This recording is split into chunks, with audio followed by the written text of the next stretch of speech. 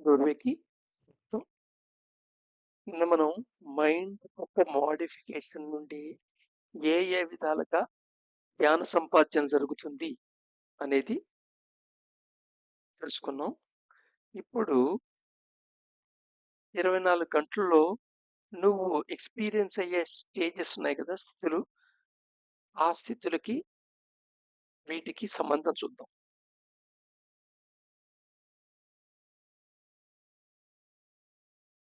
అంతఃకరణ ఈ మాట వినొచ్చు. థింకింగ్ ఫ్యాకల్టీ అని చెప్పొచ్చు. థింకింగ్ ఇన్‌స్ట్రుమెంట్ అని చెప్పొచ్చు. సో, ఈ థింకింగ్ ఇన్‌స్ట్రుమెంటు ప్రోగ్రెసివ్‌గా అన్‌ఫోల్డ్ అవుతుంటుంది. ఈ ప్రోగ్రెసివ్ అన్‌ఫోల్డింగ్ ఎలా జరుగుతుంది? రిఫ్లెక్షన్.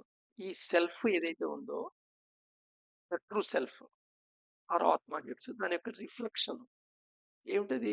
కాన్షియస్‌నెస్ యొక్క రిఫ్లెక్షన్. కాన్షియస్‌నెస్ లైట్ కింద అనుకోండి అని చెప్పాను కదా! సో, అది బుద్ధి గుండా, చిత్ గుండా రిఫ్లెక్షన్ అవుతున్నప్పుడు ఛాయ ఏర్పడుతుంది.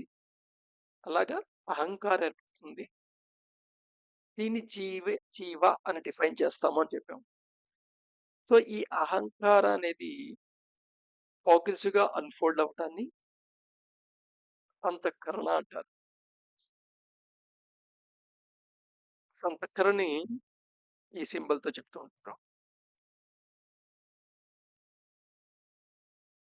సో, బుద్ధి గుండా సెల్ఫ్ రిఫ్లెక్షన్ జరిగినప్పుడు అహంకారం ఏర్పడుతుంది. అహంకారం మనం అనుకునే అర్థంలో అహంకారం కాదు. అహంకారం ఒక నెగెటివ్ మీనింగ్ అర్థం చేసుకోవద్దు. అలా అర్థం చేసుకోవద్దు. నేను అనే భావన. నేను ఇది అనే భావన. సో, ఇది ప్రోగ్రెసివ్‌గా అన్‌ఫోల్డ్ అయినప్పుడు నరిష్ చేస్తే సూక్ష్మ శరీరాన్ని నరిష్ చేస్తే అక్కడ మనస్ మనస్సు అనేది ఏర్పడుతుంది. అదే స్థూల శరీరాన్ని నరిష్ చేస్తే అక్కడ చిత్ చిత్త అనేది ఏర్పడుతుంది. ఇవే నీ మెలుకునుండే స్థితులనమాట. ముందు సుషుప్తి అంటాం గదా! సుషుప్తి అంటే డీప్ స్లీప్ స్టేట్ అనమాట. సో, కేవలం అహంకార అంటే జీవి పొజిషన్‌లో ఉంది. బుద్ధి గుండా రిఫ్లెక్ట్ అయింది. కాన్షియస్‌నెస్ జీవ అనే ఒక సిస్టమ్ ఏర్పడింది. అహంకారం ఏర్పడింది. నేను అనే భావన ఏర్పడింది. ఇది డీప్ స్లీప్‌లో స్టేట్ అది. అదే మనస్సుకు నరిష్ అయినప్పుడు అంతఃకరణలో ప్రోగ్రెసివ్ అన్‌ఫోల్డ్ అవుతున్నప్పుడు ఈ సూక్ష్మ శరీరాన్ని ఈ అంతఃకరణ అదే అహంకారం నరిష్ చేసినట్టయితే, పోషించినట్టయితే ఇప్పుడు ఆ స్థితిలో స్వప్న డ్రీమర్ స్టేట్ అంటాం దీన్ని. స్వప్న స్థితి అంటాం. నెక్స్ట్‌ది వేకెంట్ స్టేట్. సపోజ్ నీ మనసుని, శరీరాన్ని కూడా పోషించినట్టయితే అహంకారం అనేది ప్రోగ్రెసివ్ అన్‌ఫోల్డ్ అవుతుంది. అది వేకెంట్ స్టేట్ అంటాం. అందుకని నిద్రలో ఈ సైకిల్స్ నడుస్తుంటాయి. మెలకువగా ఉండే స్థితి, రాపిడ్ ఐ మూవ్‌మెంట్ దగ్గర డ్రీమర్ స్టేటు స్థితి అండ్ డీప్ స్లీప్ డ్రీమ్‌లెస్ స్టేట్. మళ్ళీ అక్కడ నుండి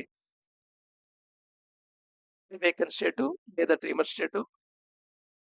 మళ్ళా దాని నుండి వేకెంట్ స్టేటు, మళ్ళీ వేకెంట్ స్టేట్, డ్రీమర్ స్టేటు, మళ్ళీ అక్కడి నుండి డీప్ స్లీప్ స్టేటు. ఇలాగా అవేకెన్, స్వప్న, సుషుప్తి అనే సైకిల్స్ డ్రీమ్ సైకిల్స్ అంటారు. హిప్నోగ్రామ్స్ ద్వారా వీటిని చెప్తూ ఉంటారు. ఏ టైం నుండి ఏ టైం దాకా ఎలా ఉంది, ఏ టైం దాకా చెప్తుంటారు. ఇఫ్ యూజింగ్ స్మార్ట్ వాచ్ మనకు హిప్నోగ్రామ్‌ని, మనకు సైకిల్స్‌ని గుర్తుండొచ్చు. ఇప్పుడు ఈ తురియం స్థితి ఏమిటి అంటే యాక్చువల్‌గా తురియం అంటే నాలుగో అని అర్థం. బట్ నాలుగో థింగ్ కింద లేదా. హ్మ్. దీనికి ఇంకొక మెటాఫర్ ఎగ్జాంపుల్‌గా చెప్తాను. సపోజు బంగారు గాజుంది, బంగారు గొలుసుంది, బంగారు గిన్నెలున్నాయి. బంగారు గాజుని చెరిపేసి బంగారు గొలుసు తయారు చేసావు. బంగారు గొలుసును చెరిపేసి కరిగించి మళ్ళా బంగారు గిన్నెలు తయారు చేసావు. ఈ మూడిటికి ఏమిటంటే నామరూప వ్యవహారం తేడా, యుటిలైజేషన్ తేడా, అవి వాడుకోవటం పద్ధతి తేడా, వాటి పేరు వేరు, వాటి రూపం వేరు.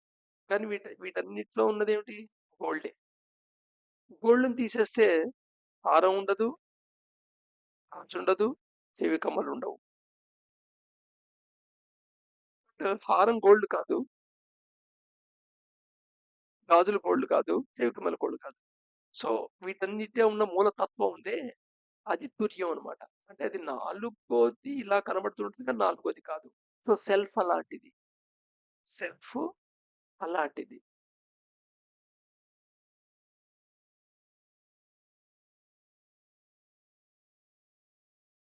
సో, ఇప్పుడు డ్రీమ్స్ గురించి మాట్లాడుకుంటున్నాం. డ్రీమ్స్ గురించి ఎందుకు మాట్లాడుకోవాల్సి వచ్చిందంటే, మనం ఈ విశ్వాన్ని మొత్తాన్ని క్రియేషను అండ్ ఎగ్జిస్టెన్స్ కింద విడగొట్టాం. సో, క్రియేషను, ఎగ్జిస్టెన్స్ లో మనం ఎగ్జిస్టెన్స్ గురించి తెలుసుకుంటున్నాం. ఎగ్జిస్టెన్స్ మహా అనే దాంట్లో ఆవరింపబడి ఉంటుంది. లో ఎగ్జిస్టెన్స్ వల్ల 3 ఫేజెస్, 3 ఫేజెస్ అని చెప్పొచ్చు, లేదా 3 ప్లేన్స్ అని చెప్పొచ్చు, లేదా 3 బ్రహ్మాండాలు అని చెప్పొచ్చు. భూర్భువ శువ 3 లోకాలు అని చెప్పొచ్చు. సో, భూర్భువ శువ దీంట్లో భూమి చాలా పెద్దది. 15 బిలియన్ గెలాక్సీస్ ఉన్నది. భువః భూమిలో కూడా వ్యాపించి ఉంటుంది. దీనికి ఆవల కూడా ఉంటుంది. భూ కంటే చాలా పెద్దది. సువహ భూభాగాల్లో కూడా వ్యాపించి ఉంటుంది. అంతకంటే చాలా పెద్దది.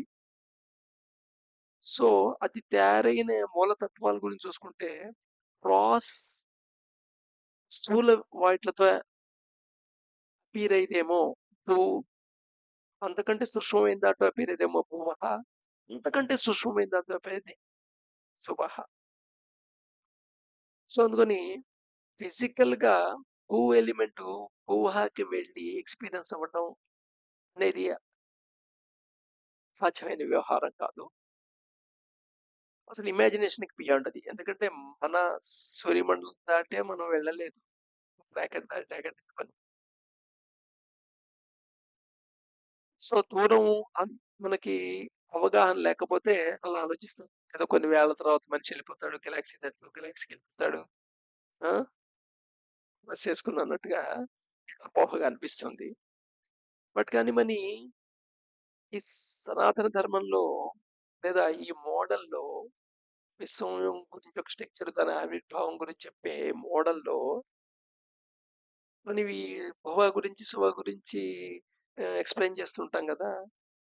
మరి ఎలా ఎక్స్‌పీరియన్స్ అయితే కదా ఎక్స్‌ప్లెయిన్ చేయగలిగేది.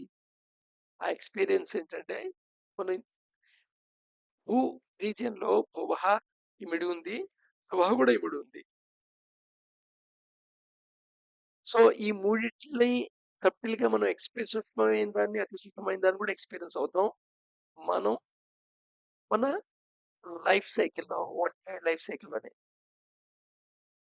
సో, వాటి నుండి ఆ గ్రహింపు నుంచి వచ్చిన నాలెడ్జ్ అన్నమాట. అందుకోసం డ్రీమ్స్ గురించి, డ్రీమ్‌లెస్ స్టేట్ గురించి మనం ఇక్కడ స్టడీ చేయాల్సొచ్చింది. సో, కైండ్స్ ఆఫ్ డ్రీమ్స్ తీసుకుంటే ప్రబల సంస్కారంతో వచ్చే కలలు. అంటే ఇంటెన్సివ్‌గా యాక్టివిటీ చేసావు. ఆ యాక్టివిటీ వల్ల నీకు కలొచ్చింది. ప్రబల సంస్కారం చ ఇంటెన్సిటీ యాక్టివిటీ వచ్చేది. ఇది చాలా చూడదగుతుంది. ఉదాహరణకి ఒకసారి ఆల్‌మోస్ట్ నేను రోడ్డు చాలా వర్స్ట్ కండిషన్‌లో ఉన్నప్పుడు రాజమండ్రి నుండి ఖమ్మానికి ప్రయాణం చేస్తే ఇంచుమించు అడుగడుగుకి పెద్ద పెద్ద కోతులు. ఆ రోజు రాత్రి కూడా కోతులు దిగుతున్నట్టు, నడుస్తున్నట్టు ఇలాగే వచ్చింది కల. సో, ఇంటెన్సివ్ యాక్టివిటీ కదా! అదే కల కిందొచ్చిందన్నమాట. సో, మనం ఇంటెన్సివ్‌గా ఏ యాక్టివిటీ ఉంటామో దానికి సంబంధించిన కల వస్తూ ఉంటుంది. రెండోది ధాతు దోషం. సో, సప్త ధాతువులతో నిర్మితం అంటారు ఈ బాడీని. ఈ ధాతువుల్లో ఏదైనా లోపం ఉంటే, తేడా ఉంటే, మోడిఫికేషన్ ఉంటే, డిఫెక్ట్ ఉంటే దాని ద్వారా వచ్చేది. దీని గురించి తర్వాత ఇంకా డీటెయిల్‌గా తెలుసుకుందాం. తర్వాత అదృష్టం అంటే నాట్ సీన్. దీని అర్థం do not mean not existed. అది లేదు అని కాదు. నాట్ సీన్ వేరు. అది ఉండకపోవటం వేరు. ఉండకపోయింది ఎలాగో చూడలేవు. కానీ ఉండి నువ్వు చూడలేవు కదా! సో, దాన్ని అదృష్ట అంటారు. సో, ఈ అదృష్టకి సంబంధించిన డ్రీమ్స్. సో, రేపు ఈ డ్రీమ్స్ గురించి మళ్ళా కంటిన్యూ చేద్దాం.